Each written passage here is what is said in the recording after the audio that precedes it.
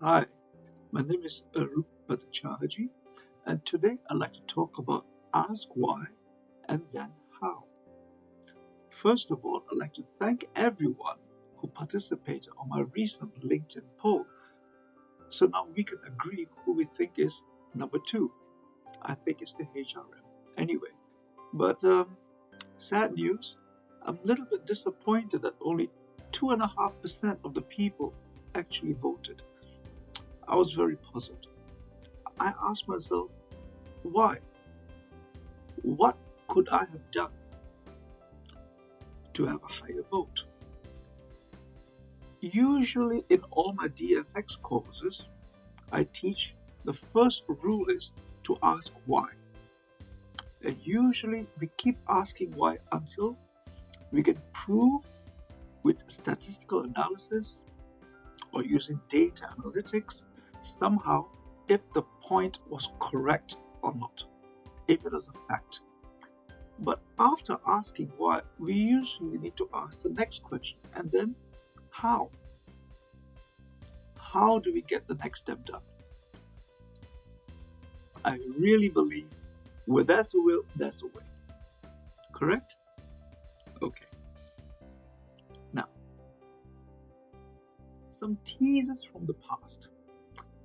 When I was a young engineer, I used to run machines in the production floor, grinding, turning, drilling, boring, polishing. We used to throw away a lot of material for the finished product we had in our hand. I used to say to myself, why do we throw away so much material for this end product? And I was told that's the way it was. So I asked myself, how could we have done it so that we don't have any material thrown away and the finished product in the hand? Yeah, of course, that was like 40 years ago. I was only daydreaming while the machine was running. Today, ask yourself, how would you have made this? In the old-fashioned way, we would have thrown away at least 99% of the material. Today, we use additive technology. Correct? Now, I used to be a product designer. We used to have so much wire trees for connecting electricity or connecting signals. It was a mess. We used to say to ourselves, why do we need all these wires? Remember these days with all the wires? We used to call them wire harness. In all the products I made, it was a mess. Different length, different thickness, different connectors, different cables, different everything. You have to be different to make sure it's poka-yoke. Anyway, what do we do now? We use wireless charging. We use Bluetooth. Suddenly, many of these cables have disappeared. Simple example. Okay, what about the printer? You have a printer in the office. It used to be a time we had a stack of paper next to the printing machine. Remember that? And every time the printer would run out of paper, we'd look to the left, we'd look to the right, we'd pick a stack of paper, plug it in. Remember? We used to wonder, yeah, what's going on now? Paper jam, out of paper, no ink, no toner. What do we have today? What has changed? IoT.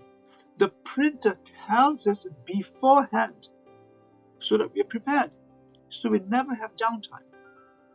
Okay, these are examples from the past. What about technology? Yeah, but it's not the technology. It is the mindset which I'm talking about. Technology is only a way of getting it done. If it didn't have the right mindset, it would not have mattered. That is my point. Ask why and then how. Let's talk about some examples from my past. In my previous organization, we used to take a long time from product to market. Time to market, it's called. Concept start to production start. We knew we had to reduce our time, but how? We didn't know how to do it. Everything was fixed. But we knew we had to do it. And with the right mindset, we started to ask how. In the end, we managed to reduce the time by 50%. Next, we were later been confronted. We were too expensive. So how do we now reduce our price? Cost of goods sold, COGS. How can we reduce the price by half? We ask ourselves, we know the why, we just didn't know the how. We managed. After a year, we reduced the price by at least 30%, at least. The question is, ask yourself, why? That is clear. And then ask yourself, how?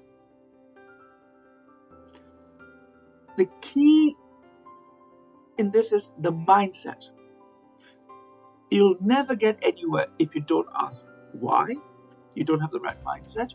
You'll never get to the next step if you don't ask yourself how. Okay, so what is my point? You ask yourself what needs to happen to get blah blah blah done. What needs to happen to reduce the time by 50%? What needs to happen to reduce the cost by 50%? What needs to happen to get what you need to get done? Once you know, the next step is you make your plans.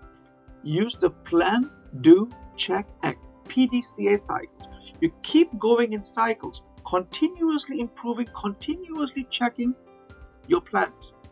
You know the why. You might know the how. And continuously you solve the problem to get to where you want to be. Okay. As always, I ask you, how can I help you do something amazing? Let me know. My name is Rupa Acharjee. Thank you very much. God bless. Take care. Bye-bye.